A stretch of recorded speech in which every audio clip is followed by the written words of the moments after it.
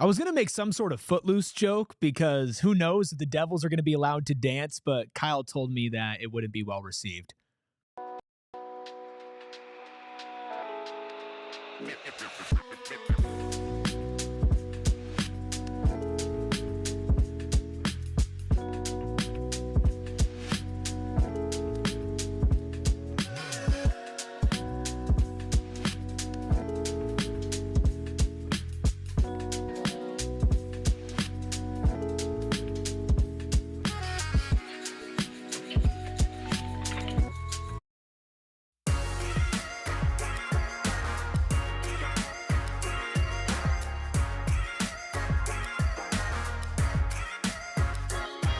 Happy wacky Wednesday on a PHNX Sun Devils show. Not coming to you live from Studio K. We have switched up the vibes. We are in the big boy studio today. Of course, that is me, Erik, Captain Redbeard, behind the Mac. And would you believe it?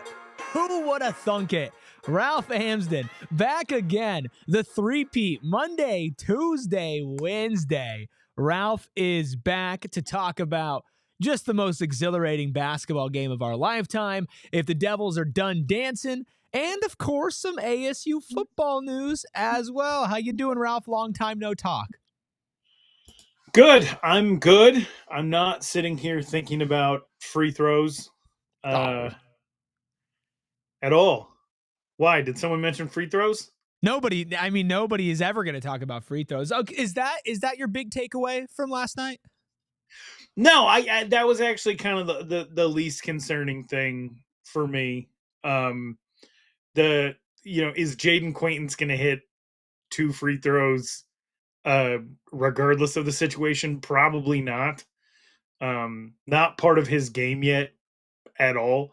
And I know that, it's a real easy thing to yell from your living room because it seems like it's the simplest thing that you can do on a basketball court, but it's just not. If that was the case, and if you could get better at something by just doing it a lot, Shaq would have got better by the end of his career. He never did. So some people can't shoot free throws, and it was smart of Kansas State to foul in that situation.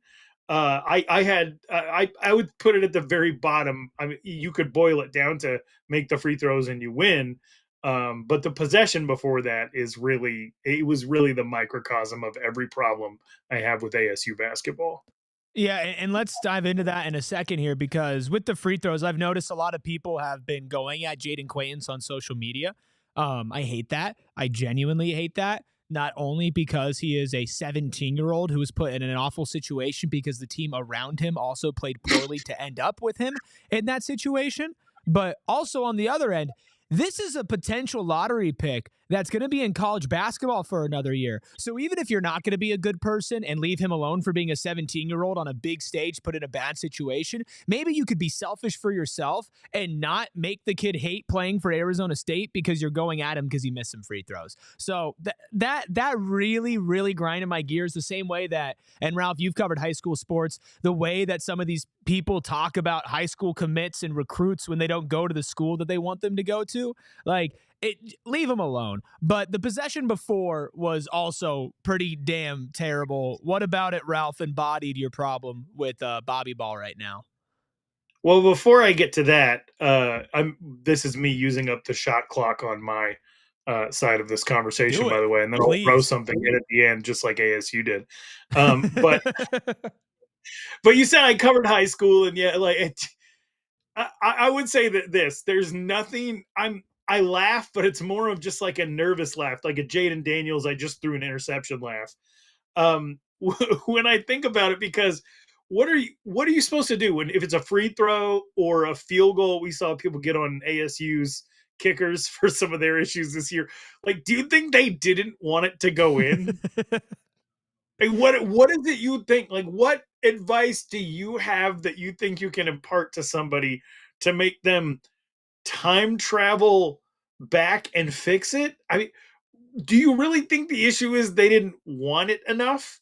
The thing you're mad at them for is, they didn't, when he was 15 years old 2 years ago, prioritize a free throw routine. Like that's a thing. It was already set in motion. It's destiny at that point. Some throws don't go in. Some kicks don't go in. It's not a matter of desire. It just isn't. And so I don't understand the point of criticizing. I mean, unless you got money on the line or something like that and you're just lashing out because you're a degenerate, then, I mean, same goes for you. I'm sure you woke up in the morning planning to be a good person, but then one thing didn't go your way and you had to freak out. So in a way, you're just like somebody who can't handle the pressure at the free throw line. But I've never understood, especially on free throws or missed kicks, what's the actual criticism? Like, what do you want them to do differently, or are you just emoting? And now that I'm almost out of time on the shot clock, contested 3. Yeah, listen, I think that it's perfectly acceptable to say, Jayden Quaintance, you need to be in a spot at some point in your career, whether it's in the NBA or still in college basketball, where you're better at shooting free throws. Is he the only big man with giant hands that's bad at shooting free throws? Absolutely not, right? Like, he's a young player, though. You need to develop that. Like, you need to grow from that. And yeah, he hasn't, been working on his free throws like he probably should be. But at the same time, he brings so many positives to your team, and again, is put in a situation where you were up 15 in this game. You fought back to take a lead in this game. You had multiple chances to let Kansas State not score at the end, and you gave up offensive rebounds after offensive rebounds. And if you want to hate on the free throws and you want to point to that because it's the easy 1 + 1 = 2, you're down 1 point, you have 2 free throws with the game on the line. If that's how you want to break down the game, then that's how you want to break down the game. I don't agree with that because not only that final possession, Ralph, like it's a lot with this team that led to that point. The follow-up question is, how did Jayden Quaintance get the ball in that situation? Facts. It was because the play fell apart. They were lucky to have the ball end up in his hands. They were in the process of turning the ball over. Also, how did you end up in that situation? Well, 2 possessions before that, with 1 minute left, at 69-67, you use up the entire shot clock and take a contested 3, which is like the second time in 4 games that they've done that. And so, it's infuriating that, and I think you could probably trace your way back through some of ASU's close games this year that they've lost. Who has had the ball at the end of the game? It's been somebody different almost every time. Now, Adam Miller had it against Colorado. They pulled that out, but he got called for traveling. Sandin had it at the end in a critical moment here, and then we don't know who was going to end up with the ball with 11 seconds on the clock because the possession went helter skelter. The ball ends up in Quaintance's hands, and he gets fouled before he can dunk. But we've had multiple players be the guy down the stretch because this team doesn't know who the guy is. Some of that's a product of the new environment of not being able to build up chemistry over time. ASU went out and got a bunch of 20-point scorers from group of 5 schools, from mid-major schools, and they all meshed together, not really knowing who the alpha is because the 2 most skilled players on this team are also its 2 youngest. It's just a strange arrangement of players. Very, very talented. There is no excuse for looking so disorganized. There is no excuse for being this confused about your identity this late into the season. And again, I guess that's just why I put free throws so far down the list, because you're not even in a situation to have that be an issue if the other things are handled.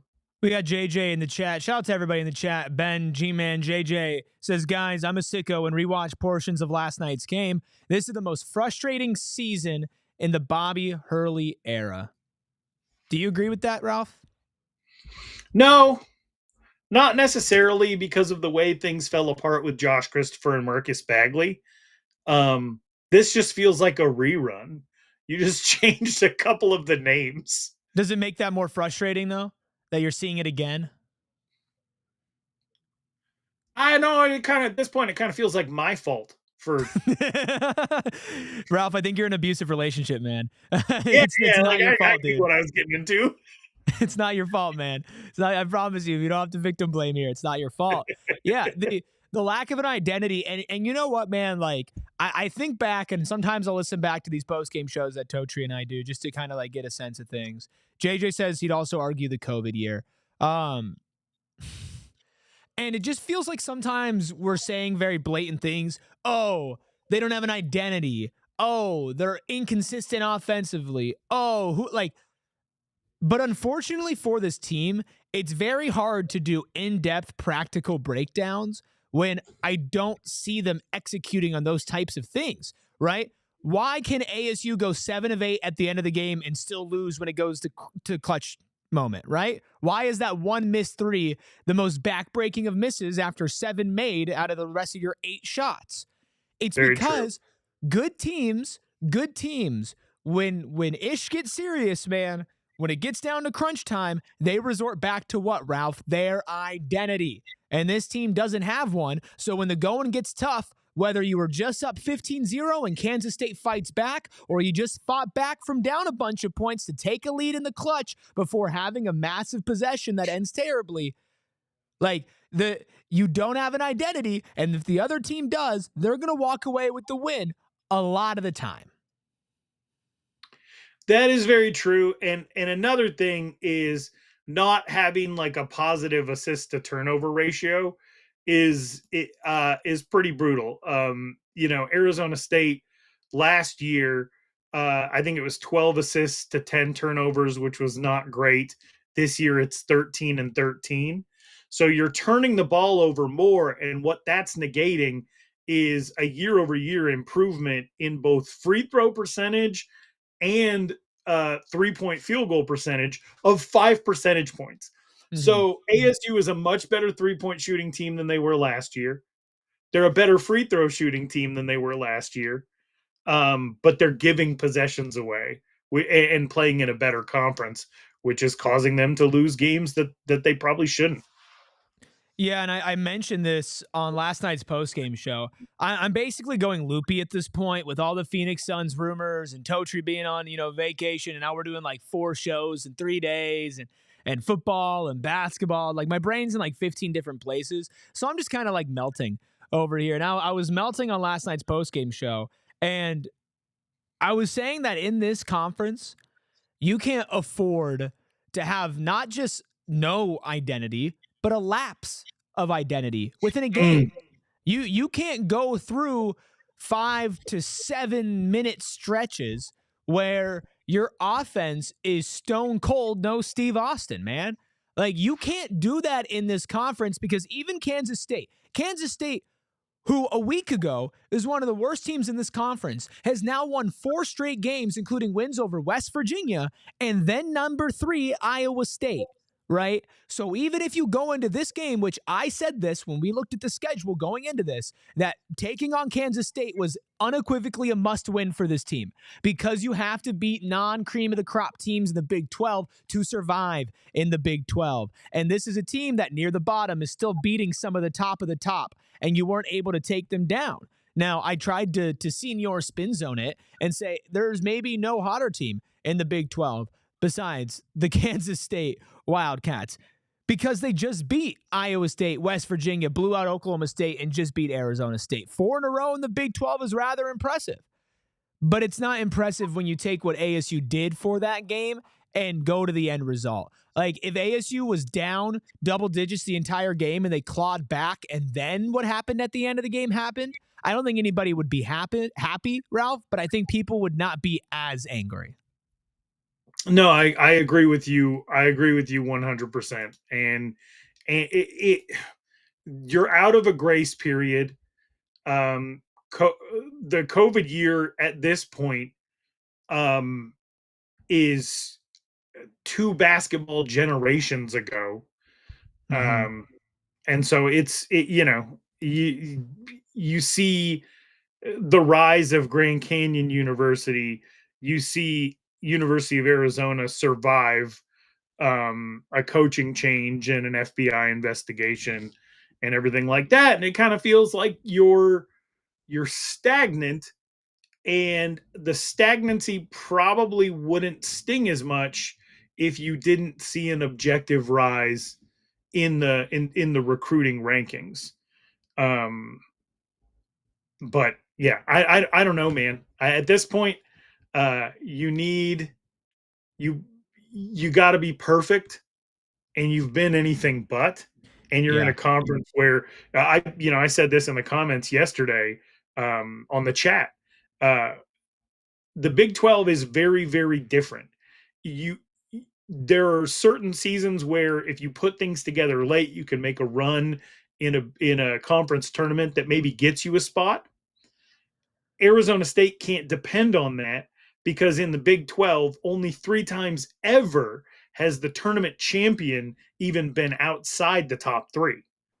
And all 3 times that was Iowa State. So you're probably not going to make a run in the conference tournament. Meanwhile, the Pac-12 had 3 number 6 seeds win the whole thing outright since 2009. So it's just a different level of basketball. If you don't win 5 of your next 6 games, you shouldn't be thinking about a postseason at all.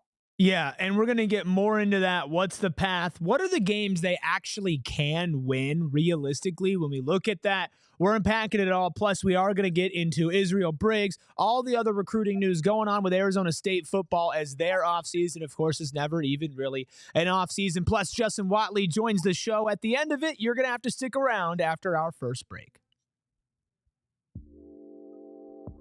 Got real breaking news here. None of that Suns crap. No, we have a new partner with Cornbread Hemp, your healthy happy hour, a natural and healthier way to experience a carefree moment. Cornbread's THC gummies and CBD gummies offer a balanced sense of happiness and relaxation. It is America's first USDA organic THC edible, proudly grown in Kentucky. Perfect for taking the edge off without making you feel anxious or paranoid like other cannabis edibles. And I can attest for that because I've had some of these cornbread gummies. I've had their THC ones and their CBD ones, and they have ones that are combined as well. Not only do they taste delicious, but yeah, they're not getting you zooted out of your mind to the point where you're gripping onto your couch and wondering what planet you're on.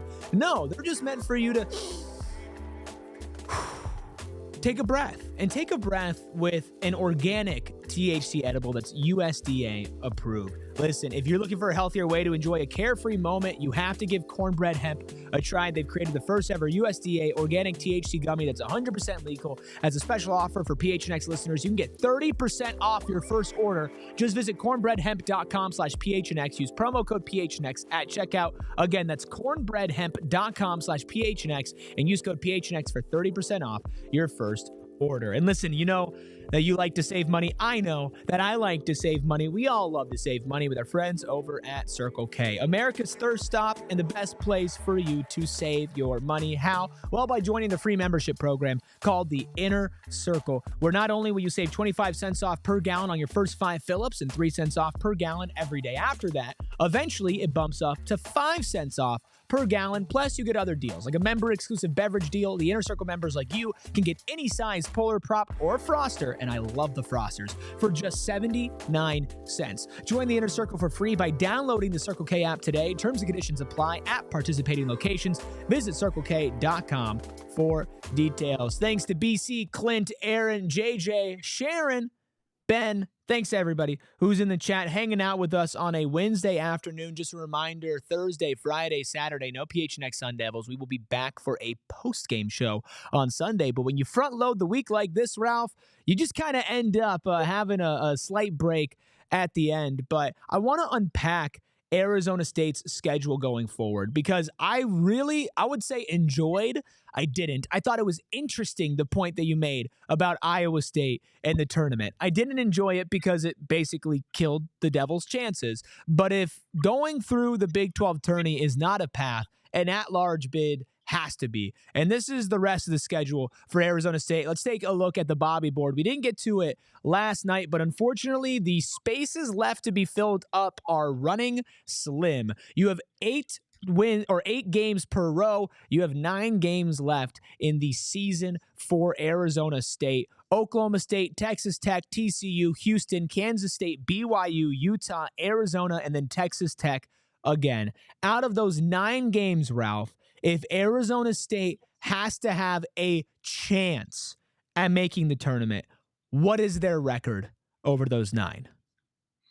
I think 7-2 is what you need, regardless of the configuration of the wins that you get. That can also potentially be 6-3 if 2 of those wins were to be a Houston and a Texas Tech or a Houston and Arizona. Probably not 6-3 without getting that win over Houston. So I would say 7-2 overall. 6-3 if they manage to get a win over Houston and one other, quad 1, quad 2 win. Then I think that they would be in consideration for maybe a Final Four spot. I don't know if I've brought this up on the show yet, but Ralph, do you know how many spots ASU dropped in KenPom after losing to Kansas State yesterday? I do believe you said 1. 1. That's not a big drop. Not at all. And I also said this on last night's postgame show.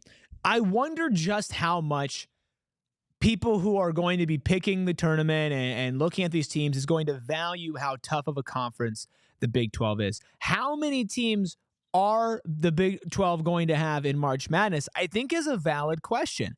Now, if ASU goes 6-3, pulls off some pretty decent wins, the same way that, Kansas State had to pull off a win against Iowa State, right? ASU has a win over West Virginia and has an opportunity. Texas Tech is a top 15 team in the country. Houston is a top 5 team in the country. Arizona is a top 20 team in the country.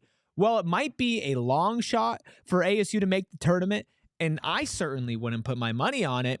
Ralph, it's pretty safe to say that despite being 3-8 in the Big 12 and almost 500 on the season at 12-10, 13th in conference, there is certainly a path for this team to make the postseason.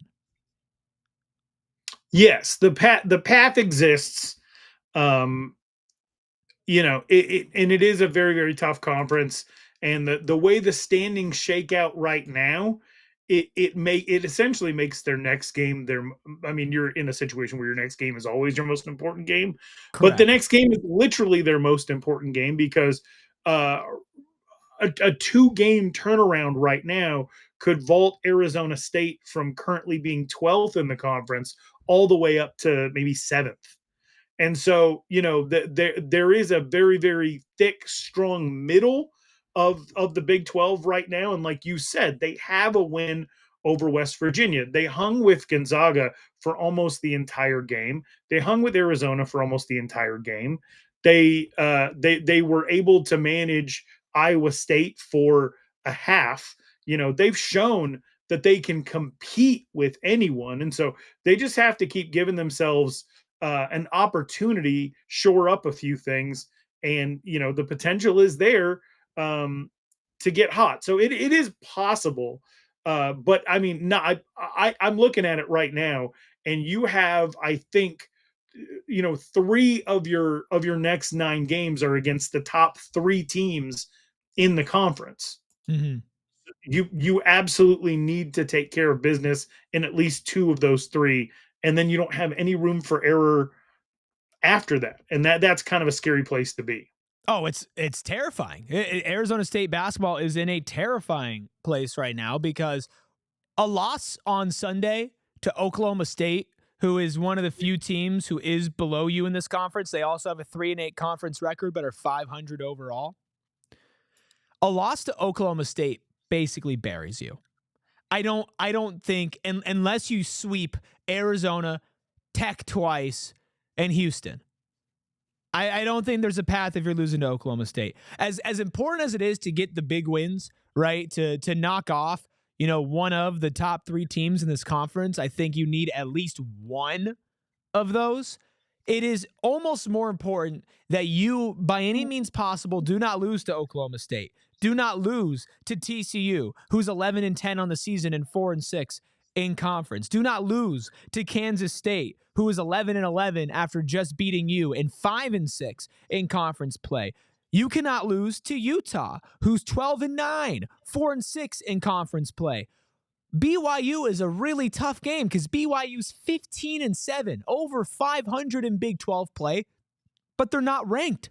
If you're not going to beat any of Arizona, Texas Tech, or Houston, or if you're only going to win one of those games, then that BYU game becomes a non-negotiable game. You have to win that. And I'm looking at this team, and I'm looking at how they've performed in clutch situations and close games, which the Big 12 is full of close games and clutch situations. And I just don't see for 9 games, 7 out of those 9, or maybe worst case, 6 with a big win, ASU can comprehensively pull out a win from there. I just don't see it, Ralph. And it sucks because I wish I did. Yeah, I'm with you. The potential is there. I'm still glued to it. I'm still gonna watch, but the Oklahoma State game, it just matters so much because this is a team who only shows signs of life at home. And it's going to be at home. It's going to be in Stillwater. And so, Arizona State has to kind of swim against the current, dealing with that as well. And Bobby Hurley's going to have to find a way to remind them that all their goals are still in front of them. And that's tough because we're not making it easy on them. We're on here talking about the things that we're talking about, and no one online is being overly optimistic or super friendly or anything like that toward ASU basketball. No, they're not. And I hate it. I hate the hate that Quaintance is getting. I think everybody needs to keep it respectful, but I also completely understand fans that are just fed up. They're just done. And I keep on mentioning what I brought up on last night's postgame, Ralph, but I got a text from somebody and they were like, listen, ASU football is proof to show that like you can't just accept mediocrity as a program at Arizona State. Right. And everybody talking about, well, what happens if you move on from Bobby? Can you get somebody who's better? I put a poll in the chat yesterday, and it was, what was a worse situation for a new head coach? Or what's the less attractive situation? ASU football post Herm Edwards or ASU basketball post Bobby? And 70% said post Herm ASU football. And not that you're going to end up with Kenny Dillingham, but I think the thought of accepting mediocrity or below mediocrity in the Big 12, it's not something that we as a school and as an athletic department should put out there, because whether it's just football, swim and dive, golf, wrestling, hockey, whatever it is, triathlon, innovation, like ASU has proven that they can be a force to be reckoned with, and accepting anything less is just saying that you don't believe that that's the case. And I personally don't agree with that. I am curious, Ralph. We talked about what ASU has to do to make the tournament. What do you think they do over the next 9 games? What would your record prediction be? I'm looking at 4-5 realistically, which I think on the season puts them above 500. In the conference, has them finish 6 games below 500. Gets them a pretty brutal opening seeding in the Big 12 tournament, where you're having to worry about maybe an Iowa State right off the bat. I think does everybody make the Big 12 tournament? I think so. Yeah, I think so. Then you're probably looking at something like an Iowa State, and or a BYU. And so, that's and the way that ASU basketball has typically performed in conference tournaments, that's not something that you can rely on Arizona State to make a run there. So realistically, I'm looking at 500 basketball the rest of the way.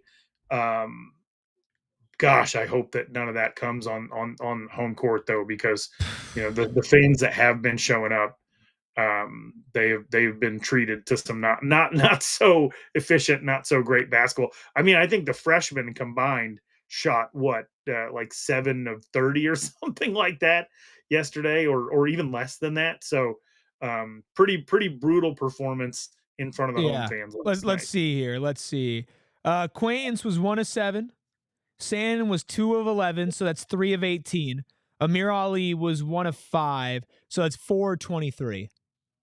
7 of 30 would have been an improvement.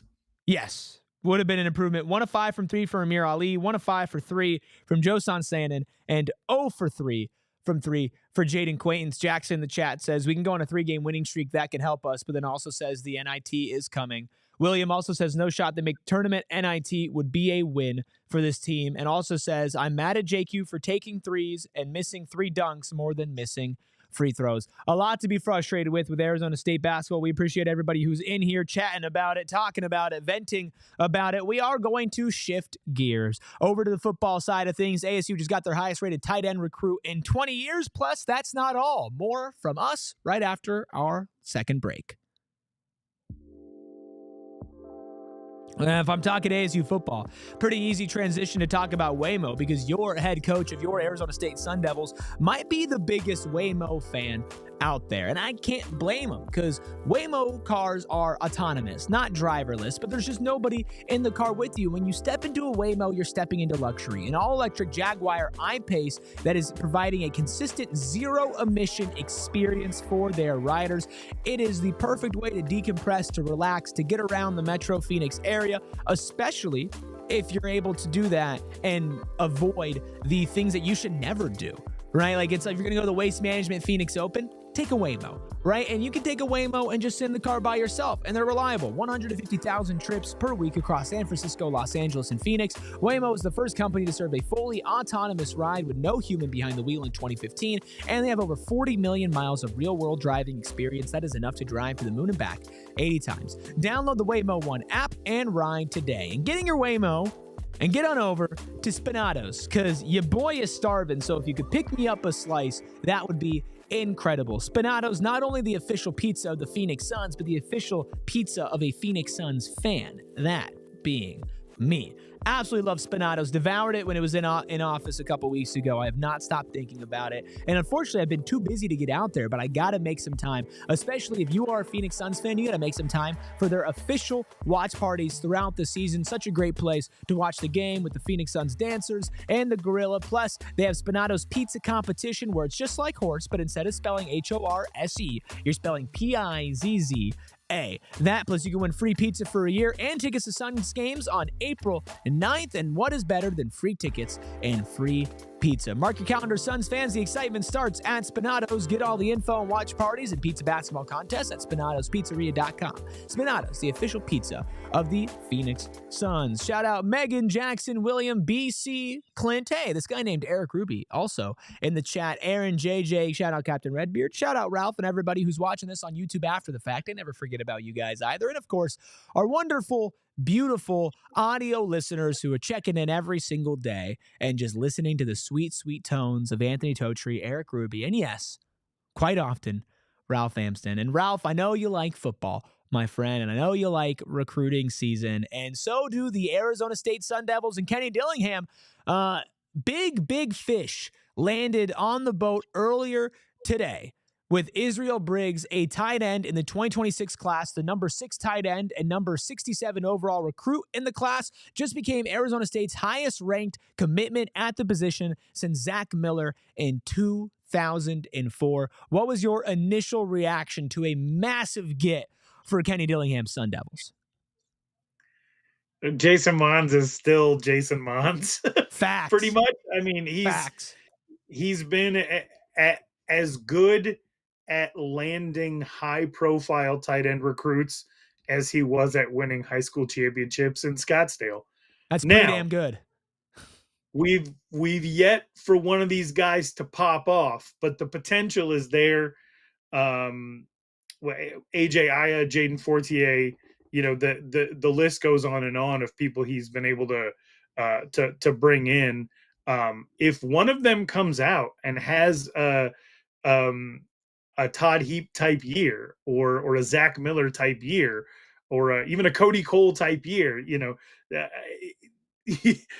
I don't know if Jason Mons is going to be on this staff much longer, because you have somebody who can recruit, somebody who's a proven play caller, a champion, a winner, a leader, and also if he's proved that he can develop at that position, then you might see somebody come out here try to make him an offensive coordinator or or even a head coach at a smaller program. And so this is the type of stuff you really like, when you got an impact recruiter on your squad who is really holding it down, and doing their job, and somebody you can depend on to keep bringing you talent. Does Arizona State have one of, if not the best tight end rooms in the country? And maybe the country's a big ask, because you talk about some of these SEC powerhouses, but man, this tight end room, Ralph, it is full of not just like really good tight ends, but like different, diverse tight ends that fill different needs, whether it's pass catching, blocking, or somewhere in between. Well, it has the potential to be that, but they gotta manifest some of that on the field. We've had hyped up tight ends come to Arizona State. Some of them met the moment, and some of them didn't necessarily get there. We had a Missouri transfer who maybe didn't, and we had an Oklahoma transfer who maybe did, and it's been hit and miss. But what you want to do is you want to get to the point where you're like a Stanford or a Notre Dame or a Penn State, where if you are one of the better tight ends in the country, those three schools are automatically just on your list, because they're the ones that are in Iowa as well, sending tight ends to the NFL every single year. Once Arizona State gets to the point where they're sending tight ends to the NFL, then I think that's going to take care of itself. But the last tight end that Arizona State, the last two tight ends that Arizona State got in the NFL, one was on accident, Curtis Hodges, who made the transition from wide receiver to tight end once he reached the NFL. And another one was a blocker for us that ended up spending 3 or 4 years as a blocker with the Titans. And that's not like a super sexy thing that brings the 4 and 5 star recruits that you're just going to go somewhere to be a people mover, even though that is needed. Yeah, absolutely. And it's not just Israel Briggs who's going to be in the 2026 class as well. Along with Texas A&M, ASU is just one of two teams in the country with two top 30 2026 tight end commits. That, of course, is Hayden Vircher as well. It's a lot of building over here, and you've seen with Shaman this season and Cameron Harpool how they could be diverse with their tight end usage. And I do think that this might be tight end you in a couple of years if Jason Mon stays, because even if you're not going out there and getting crazy numbers, I think they're also finding a great way for you to contribute. And I think it's no surprise that not only in recruits, as in 2026, but also in the transfer portal as well, with like a Kamari Anderson, you're getting guys who want to come here and play that position for Arizona State, especially because you look at Shaman and you say, man, he was that security blanket for Sam Levitt. He was a massive part of this team this season. And to be honest with you, not a ton of people were talking about him going into the season as being that big of a contributor. So I think that blueprint being laid out and people who are higher end talents as far as recruiting and rankings go, I think that you just see a natural 1 + 1 might equal 2 here. Absolutely. And I mean, and I think Jason Mons is already on to 2027. There's a tight end out of Tolleson, Arizona, named Judah Lancaster that has an offer from ASU right now. And so, he's already working on current sophomores. Of course he is. I wouldn't be surprised if they're scouting 2042. Like at this point with this staff and with this roster, man, like I believe it. And that's the type of attention to detail and the level of recruiting and commitment you get when you take somebody who is a multiple-time state champion as a head coach on the high school level and you give them a specific focus. You look at the same thing with Sean Aguano, who's done the same thing with the running back room. Not only getting high-level recruits, but being in the transfer portal and being able to get somebody like a Kanye Udo to come here and say, listen, look at what we did with Cam Scadabu. Look at how we developed him to get Kyson Brown to stay. You take a high school football coach who was local and won multiple state championships and you put him in there. Same thing with Charlie Regal, right? And special teams. Like you you are now starting to see the things that we all talked about when this staff was being assembled, as far as their power in recruiting and their power in being able to focus on an individual position, going from a head coaching position at high school to Arizona State. You're seeing these things start to pile up, and that's no secret as to why Arizona State had some success this year. And it's not just the tight end room that they're having success with as far as football recruiting. They also got the most successful high school football athlete in America. Let me know if this resume sounds good to you, Ralph. 4-time state champion in football, 4-time MVP in a state title game, 2,000 plus yard rusher as a senior, 59-1 high school football record, and the nation's highest average scorer on the basketball court at 45 points per game in 2023-24. Does that sound good to you, Ralph? Yes. Yeah, it sounds pretty good.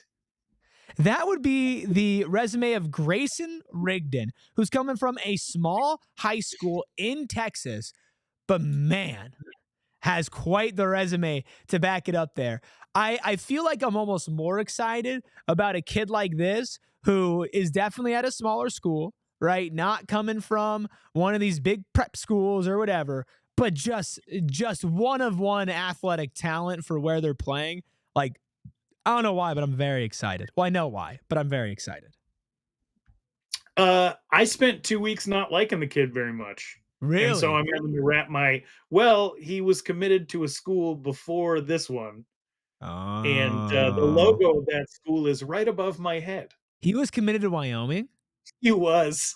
Oh. So like, Suck it, for the losers! last 2 weeks, I've been like, yeah, so what? I was like, like, your first 3 years were 6-man football anyway. That doesn't even count. And really building we didn't want him anyway attitude up in my mind, only to find out that he's landed with my alma mater in Tempe. So I will say 6-man football is tougher than 11-man if you think about it. And so he's even that much more impressive. I've had to really just switch up my energy in the last 24 hours. I like the energy. Listen, at least it's like a nice consolation prize for you, Ralph, right? Like, hey, lose from Wyoming, you get sad, well, you can still watch the kid maybe play football for Arizona State. You never know.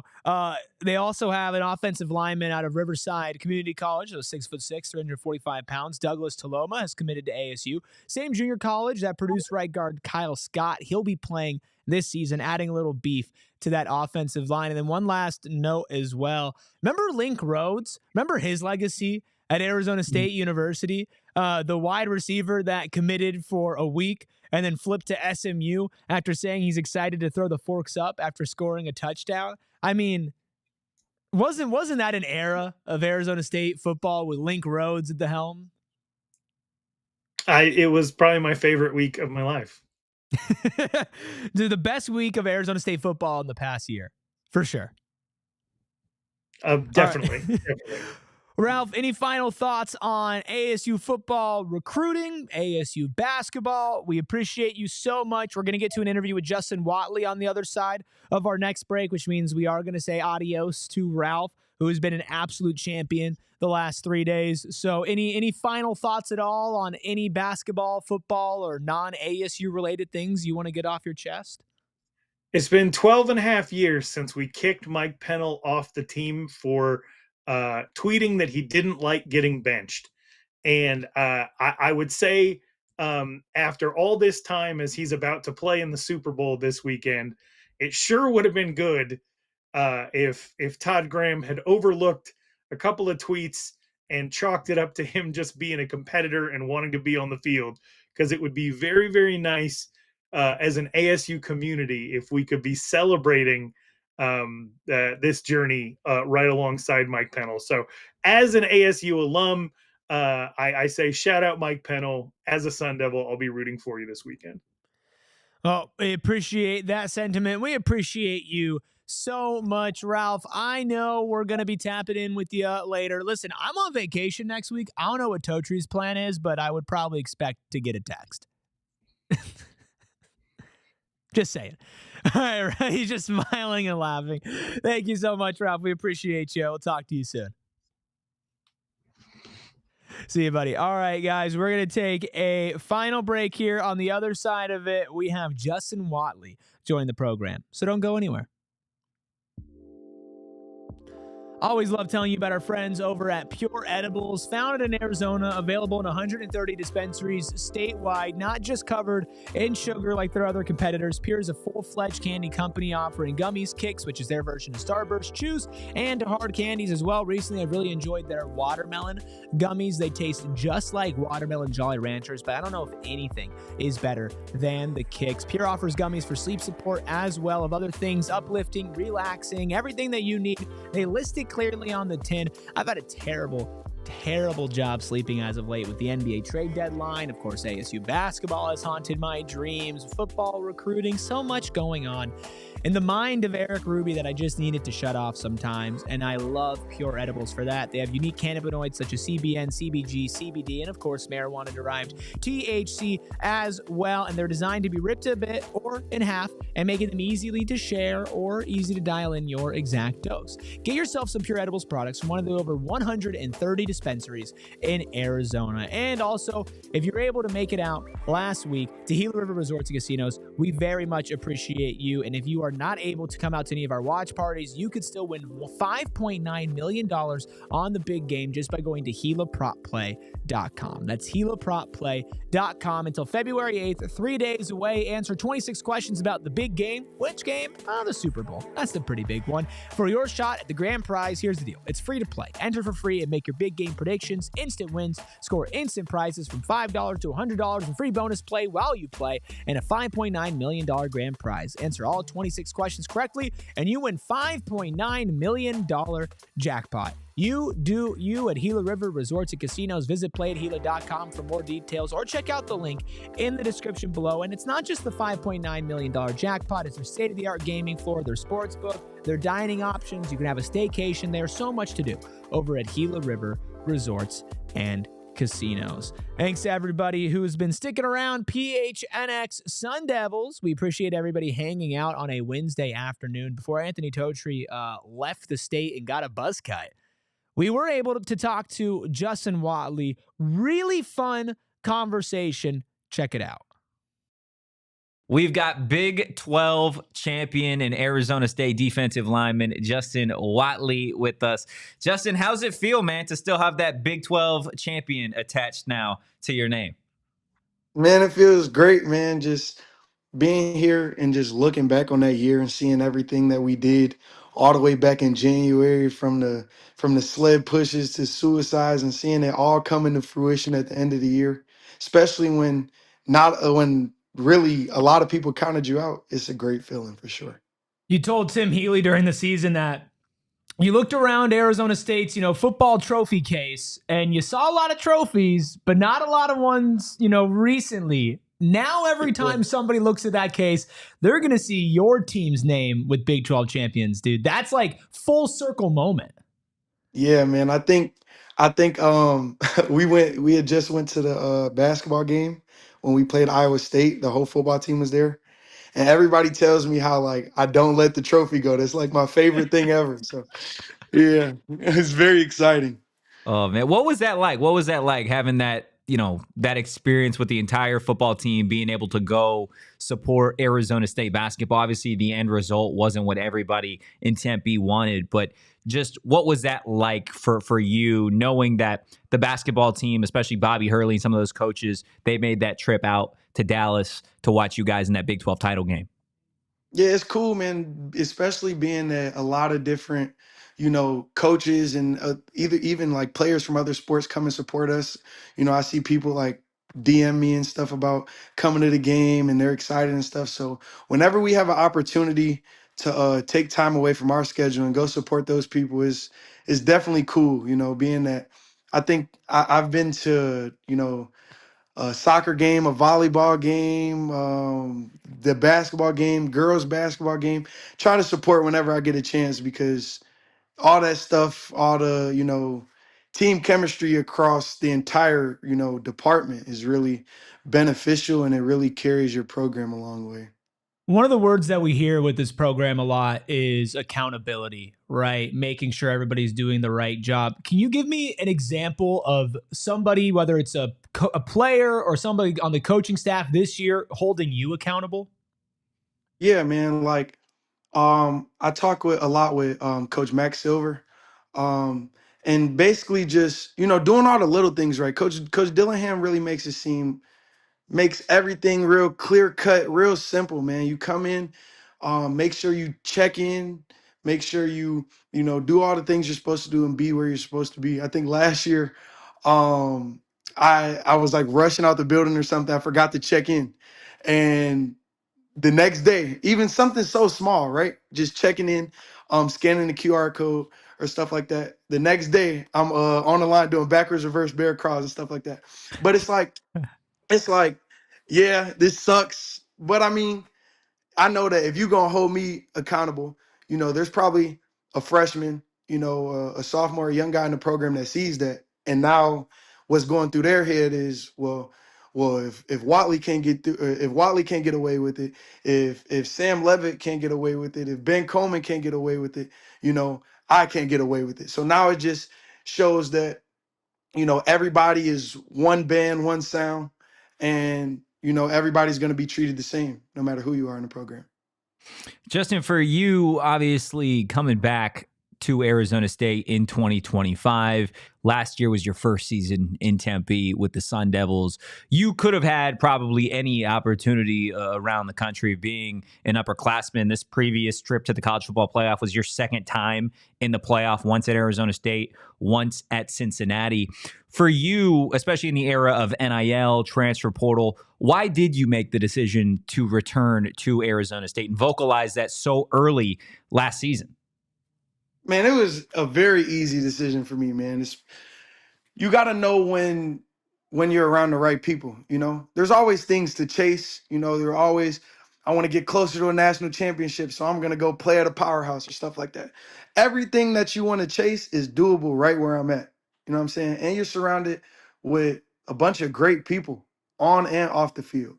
Um, I think a couple of the incoming guys, early enrollees and transfers, they hit on it a little bit on how we have such a welcoming culture here and it feels like a family. So it's like there's nothing else I really need. You know what I'm saying? Like I'm with a great staff. I get to play football, in great weather in Arizona. And one of our biggest mottos is Coach Dillingham likes to say, have more fun working harder than everybody else in the country.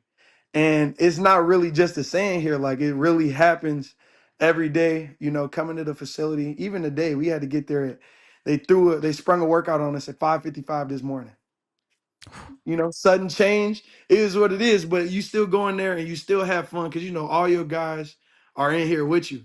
So it was a no-brainer for me to come back, man. Playing in this staff and then especially being this close, you know, and we have majority of our guys coming back, man. Who's to say we can't go do it again and go farther this time? So there's not really much out there left that I'm chasing, man. I think I found my home and I love it here. I find it fascinating to watch the defense grow over camp and, practices leading up to the season and throughout the season, because it really struck me with a group of so many, new faces and turnover and players coming through the transfer portal. And then to see you guys at Camp T, it seems like a team that's been playing together for like 4 or 5 years. Now you're another year past that. Like you mentioned, so many players are returning on defense, critical players who are starting and making big plays this season. Just how much better can you guys as a unit get? Man, it's just about taking one step forward every day. So that's really our whole motto of going into this season is just not getting complacent. You got close, you did it all, but last year is over with. So it's time because you go do all that stuff last year, come out here and win 3 games this year. Everybody forgets about all the good stuff you did. So it's just about keeping your foot on the gas and just being able to just come out every day and compete with one another. And then even with off the field, man, a lot of our guys just enjoy being around each other, you know. It's not really like that at every university where I know at my old school, a lot of people went home and then that was just all you saw of them, you know, until the next day you're at workouts and stuff. Over here is different. Like you're leaving, people planning, let's go do this as a D line. Let's go do this as a defense. Let's go do this. I got this little circle of guys that you kick it with. But like really everybody gels and meshes with each other from, like I said, Sam Levitt, the starting quarterback. You got all the way down to, you know, specialists and stuff like that. There's no, you know, I like this person more than I like this person. Everybody really gels together and meshes together. And I feel like that's a huge part that a lot of people don't see that goes into our success. You mentioned earlier that you've heard from maybe some of the early enrollees or incoming transfers that you guys have such a welcoming culture. We've talked to some of those same guys that have really reiterated that. Have you had any other conversations with incoming transfers offensively, defensively that have kind of stuck out to you? Yeah, even some people we brought in, I kind of already knew. Kamari Anderson, one of our tight ends, actually hosted him on a visit when he Oh, was wow. still in high school at Cincinnati. So, um, bringing in familiar faces and you know doing stuff like that. I think I helped out a little bit trying to get Shimon Mateo over here last year. So it's easy to just come in every day with a smile on your face. These are all things that are controllable by you. You know, I can't control what the workout's gonna be. I can't control, you know, how hard things are gonna get or stuff like that, or if somebody else is yelling at you. But I can control, you know, holding the door open for a teammate, or you can control, you know, just greeting somebody when you walk past them and stuff like that. So really just focusing on those minute details really take this team like a long way as far as chemistry wise. Is it hard to shift your mindset from being the hunter to the hunted? I mean, really when you focus on your goal, your own personal goals, all the outside noise really doesn't bother you anymore. I feel like that it like we showed that at the end of the season. After we go to Cincinnati, we lost that game. I don't think we lost another game all the way to the CFP. You know, so being able to just focus and perfect your craft and knowing that I don't know what's going to happen, but I know that all of our goals won't be set in place if we don't win, you know? So we just focus on us and being the best version of yourself every day. We know that it's going to be different this year. Last year, our motivation was nobody believes in you, you know, nobody thinks you can accomplish all the things that you're accomplishing, you know. So now you got to switch the mindset to, okay, we proved that we can do it, but now you got to go do it again. Don't get complacent, don't get comfortable, you know, and things like that. So when you focus on yourself, everything else really becomes easier. 100%. Look, last question from me, and then we'll get you out of here. I think one of my favorite moments, and I think probably a lot of Arizona State fans, their favorite moments from last season was you, I think, going into halftime of the Arizona State-Arizona game, just belt to ass. That's all you were saying headed to the locker room. Obviously, everybody saw that wild speech from Kenny, no pity for the kitty at halftime. Just what was that moment like for you, being able to go into the rival's house and just absolutely beat them up and down the field for 4 quarters? Man, it was they were very adamant on letting us know how important this game was. You know, me being from Ohio, you don't really know too much about the history of the Territorial Cup, but actually coming out here, like I really wanted to learn, you know, because I went into I actually played in this is the oldest rivalry. The second oldest rivalry in the country was Cincinnati versus Miami of Ohio. Wow. So being able to play in both and know the importance, you know, of rivalries and how much they mean to fans, to the community, to the schools, to boosters, to everybody. You know, it means a lot. So I really took time to understand the importance and the history of that game and to just go in there knowing that we didn't have the cup at that point, you know, so needed that back. Oh, that's awesome.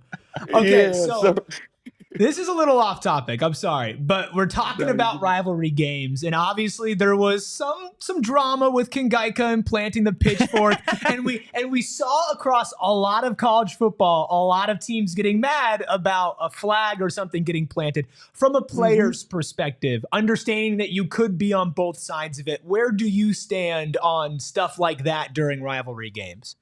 I feel like you can't, like, as the NCAA or whatever, like, you can't ban stuff like that because it's a part, like, of the passion of the game. My thing is, you don't want a flag or a pitchfork or a Mack truck. It don't matter. You don't want nothing getting put on the middle of your field. Don't lose. Facts. Don't lose at home. Thank you. Thank you. Don't lose at home.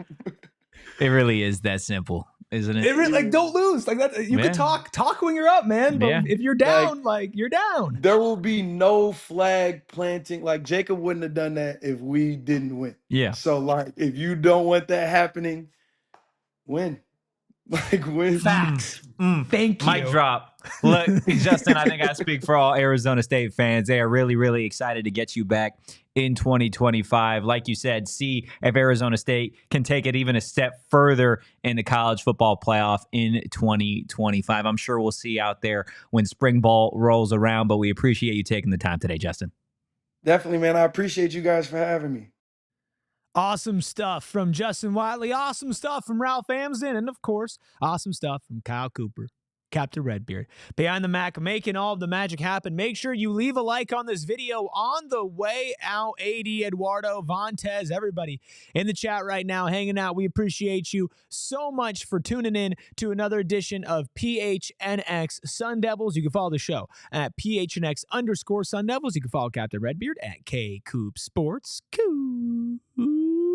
Lost it there for a second. Got it back. Hey, you can follow me at ERIKRUBY. We will be back Sunday for a big ASU postgame show against Oklahoma State. Be there or be square. Go Devils, and peace. We all silly like the mayor.